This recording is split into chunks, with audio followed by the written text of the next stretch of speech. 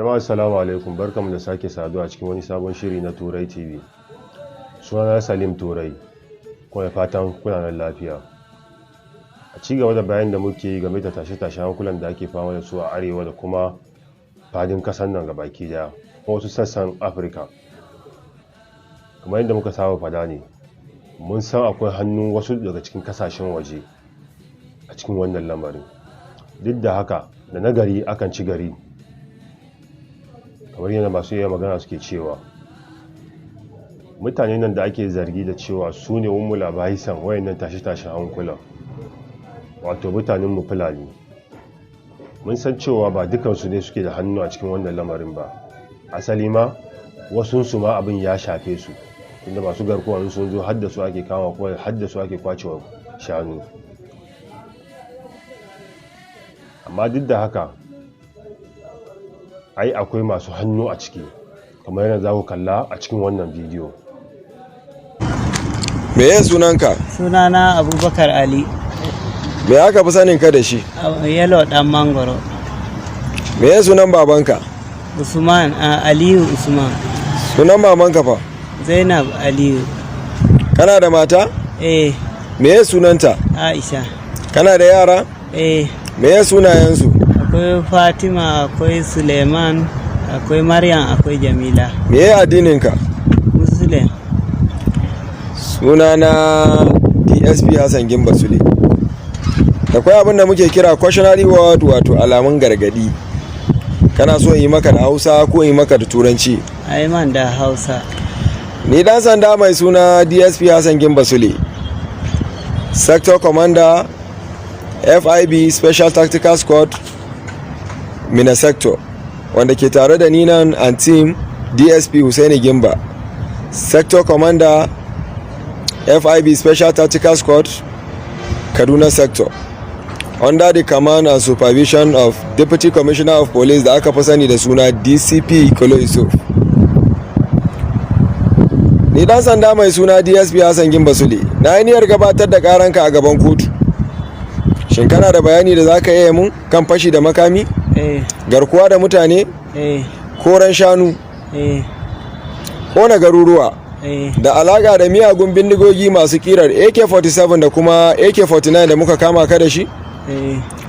Ba tare da mu 'yan sanda muna tozarta maka bane ko bisa ga alkawari, kai Abubakar Aliyu da aka fi sani da sunan daji Yalo na mangoro a gaban kotu. Amma duk abin da ka ce yadda muka dauka a rubuce, haka nike video recording naka, shi kuma zai kasance shaida a kanka gobe in muka gurfana da kai a gaban kotu. Shi za ka yi bayani ba bisa ga tozarci ba? Ko wani alkawari? To ka yi bayani mu ji. To sunana Abubakar Ali, an kama ni ne a Kadarko, jihar Kaduna. Na sayo bindiga daga crossing jihar Kaduna, zan kai ta can Kusaso, jihar Neja, inda muke harkan kidnapping da su. Ogana shine Dogo Babangida.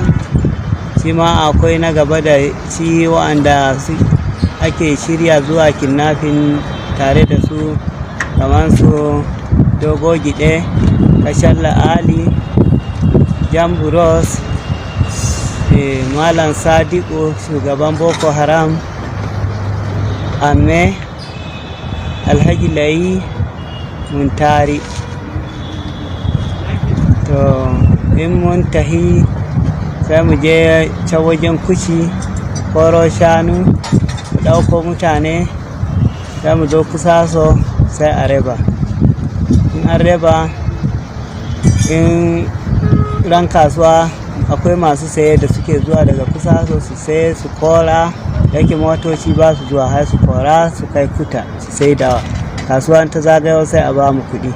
Aka ba mu kuɗi, mu ana sallama mu, in an samu da yawa ana sallama mu kaman 300,000 har 600,000, 200,000 biyar da ta kama ana ba mu. To an samu, in Babangida ya haɗa kuɗi sai ya kira Tanko da ke crossing ya tura mai kuɗi, ni kuma sai tura ni in je in ɗauko bindigogi in kawo. in kawo mai. Muna harkan fashi, harkan kidnapping a hanyar Abuja. Muna samun kaman miliyan 20 to ko sama da haka ko kuma abin da bai kai haka ba. Sai in an sallame mu, shugabanninmu suna ba mu kaman 600, 300, 400. To kama wanda ba su da kuɗi sai su shugabanninmu din su ce a kashe su. Amma wani gari da wani gari ne ka bi aka kona da kai kuma aka yi koren shanu? To garin Kushi da garuruwa masu makwabtaka da Kushi, ɗan ƙananan garuruwa haka wanda ba ma san sunayensu ba. Da wajen Shororo, wajen Kagara, wuraren ne muke ta aiki. A ƙungiyanku bindiga masu kaca guda nawa kuke da? To ni ogana bai da ko ɗaya, amma shi dogo gide yana da su. To shi Kashalla Ali shi ma yana da su.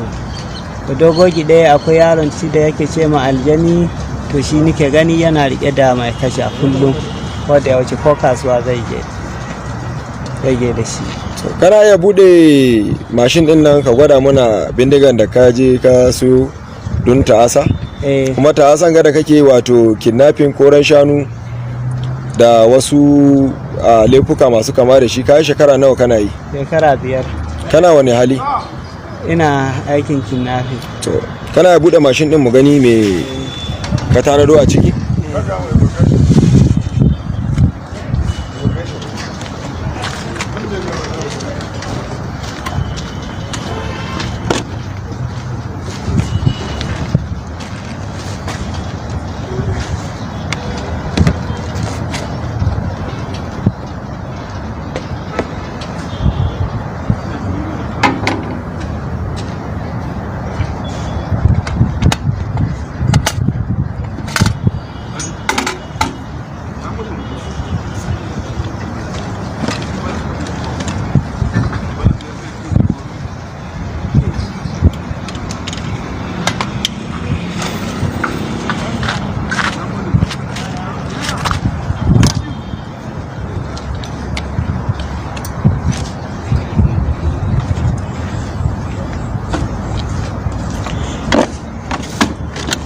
Abinda mu 'yan sanda muka kama ka da shi kenan.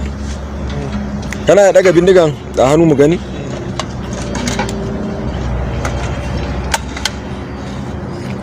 To za mu dakata daga nan, muka samu wani ƙarin bayani za mu ci gaba da yi maka tambayoyi, wato questionary word, kuma shi zai ci gaba da zama shaida a kanka a gaban kotu. Duk bayanin da ka yi ba ka yi bane bisa ga alƙawari ko bisa ga tozarci. Allah ya sawaba. Ina fatan kun ga bidiyon kuma kun ga yanayin yadda suke ɓoye makaman don safararsu. Yanzu har ta kai ta kawo a cewa a kasan nan malam Bahaushe da malam Fulatani za su zauna har suna sa'insa a tsakaninsu. Wannan abin bai dace ba ko kadan. Abin kunya ne. Wannan abin kunya ne a gare mu musulmin kasan nan. Ko me mafita yanzu? Mafitan ita ce guda ɗaya. Abin da ya faru a Maiduguri ake ta kashe-kashe, kuma sanda mutanen garin suka tashi suka ce abin ya ishe su, shi ya kamata a yi. Hanyar kenan guda ɗaya. A taimakawa gwamnati da kuma jami'an tsaro su yi aikinsu. Tunda ko da mutane sun zauna, su wayannan jami'an tsaron ba za su iya kare kowa ba. Yanzu ma abin ta kai ta kawo har ya kai ga su ne suke kare kansu. Idan mutum ya ga jami'in tsaro da makami, ba wai yana kare wani talaka ba ne, kansa yake karewa. Su kuma wani suke kare 'yan siyasa, wannan kan musa 'yan siyasan suke karewa. Mutane su tashi su kafa kungiya na 'yan ƙato da gora. Duk wanda ya san cewa ba shi da hannu a cikin wannan lamarin, to zai shiga kungiyar ƙato da gora. Amma rawa jami'an tsaro baya, a fatattake su a cikin jeji, sannan wayanda suke cikin garin an yi bincike an same su da laifi su ma a kama su a hukunta su, tunda babu yanda za a ce mutane sun zauna a jeji suna aikata miyagun ayyuka ba tare da hannu wasu na cikin gari ba. Wannan ba zai taba yiwuwa ba. Dole akwai hannun wasu a cikin gari, suna zaune a cikin gari tare da mutane amma kuma munafukai ne, sannan suna sa ido suna kallon duk abin da ake yi, daga nan sai su sanarwa abokan aikinsu su ma sai su shigo zo su aikata abin da za su aikata. Matukar ana son a samu zaman lafiya to hanyar kenan guda ɗaya. Idan akwai wasu hanyoyin da wasu suke ganin su suka fi dacewa a magance wannan matsalar, sai ku ba mu shawara ko kuma ku aika da comment ɗinku don mu hada shawarwarin, watakila abinda muke yi a nan ya isa zuwa ga kunnuwan manya, don za su ɗauka su yi amfani da shi su ɗauka su yi amfani da shi. Amma ni a tunani na kan hanyar kenan guda ɗaya, don bai dace ba a ce an ci gaba da kashe mutane maza da mata da manya da yara, ba so ɗaya aka yi ba so biyu ba so uku ba, a yi garkuwa da wasu wanda ba su da kuɗi a hallaka su. Kuma duk da cewa wayan abubuwan suna faruwa, laifin gabaki da akan gwamnati take. Laifin gabaki da akan gwamnati take, tunda idan gwamnati ta kirkiro da ayyukan yi, mutum zaka je ka yi aiki ka samu dan abin da zaka rufa wa kanka asiri, babu wanda zai dauko makami ya mika maka ya ce ka je ka yi bangan siyasa ko kuma ka je ka yi fashi ko kuma ka je ka yi garkuwa da mutane bayan ka san cewa hanyar nan da zaka bi watakila ka rasa ranka kuma ka karba makamin ka je ka aikata, zai yi wahala. Isa gwamnati ta gaza, laifin dole akan gwamnati take.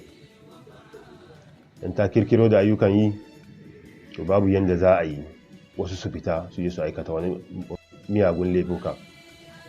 Da wannan nake cewa assalamu alaikum.